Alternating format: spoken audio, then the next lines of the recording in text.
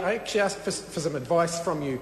I noticed that through her speech the member in charge of the bill was quoting from documents. I'm aware that ministers have to table documents if they are quoting from them if asked. I wonder whether a member in charge of a bill is subject to the same requirement, and if so, or could we at least ask that she table them?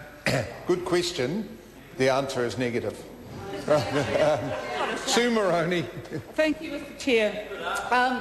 That was a very interesting contribution from the member, who said that she was going to prove to us that a president of a student association had a different point of view, and then wouldn't name the student association that person was from. Read an email that I would suggest was typewritten possibly by herself. Get a bit of paper, come out and read a bunch of statements out and say, oh, it's from a student association, but I'm not going to tell you which one. Well, big and brave from that member, but look, that really doesn't cut it. And look, but I am going to speak on the title, even though I know the member in charge of the bill strayed quite significantly from the title of the bill. But she did remind me about the why this title's pretty important to debate, because it has talked about freedom of choice, freedom of association. But she reminded me of the last time such a glib phrase was used. Remember Bill Birch, freedom of choice, the Employment Contracts Act?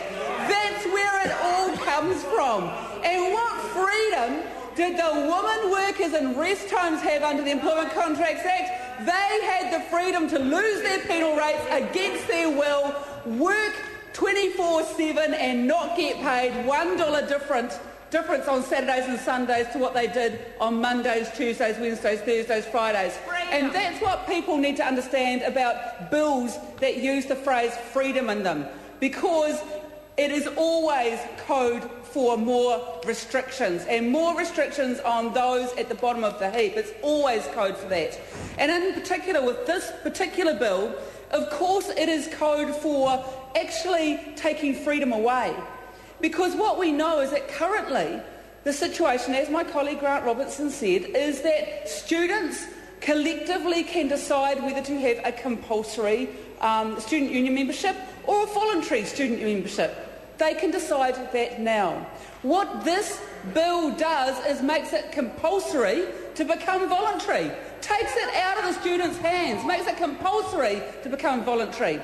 And the example that I think is really important here is in fact the one from my town in Hamilton at Waikato University, where they actually did, under the current legislation, the one that the member's seeking to amend, they actually did decide to go voluntary.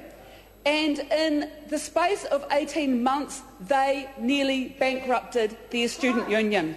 Not only did they nearly bankrupt it, but they lost assets that they will never, ever get back.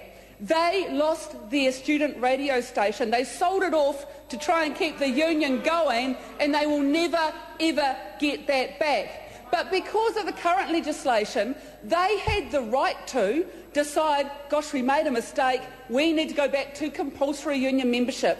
And they voluntarily went back to compulsory union membership because they realised that they had made a mistake.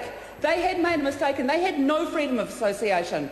What in fact had been taken away from them was all of their assets by going down the wrong path. But they realised the mistake, and now they have come back and said, no, we want to be compulsory. And yes, they've been able to make that. They've had the freedom. They've had the freedom of association already, so we do not need an amendment that has a title that has freedom of association in it, because that's already available to students, but not in a way where it makes it compulsory for them to have voluntary student union membership, so that they can go down the tubes like the Waikato Student Union almost did, so they can, decades later, still never recover their position. But perhaps that's what the government wants. Perhaps that is exactly the type of freedom of association in the title of this bill that government wants, is actually to get rid of student advocacy, to get rid of the student voice on those campuses. Because once they get rid of the student voice on those campuses, guess who's next? They've already had a go at early childhood education. Tertiary education will be the next one if they can get rid of the student voice. And that's what I think this title of this bill should be. Education, get rid of the student voice so we can do whatever we want to in government amendment bill. I think that would be a much more suitable title for this bill, because that is in fact what is behind this. It could also be called the Education, the Tail Starting to Wag the Dog Again amendment bill, because wasn't it interesting how the National Party, the minute the ACT Party got into trouble, changed their mind on this bill? I will call Chris Hipkins.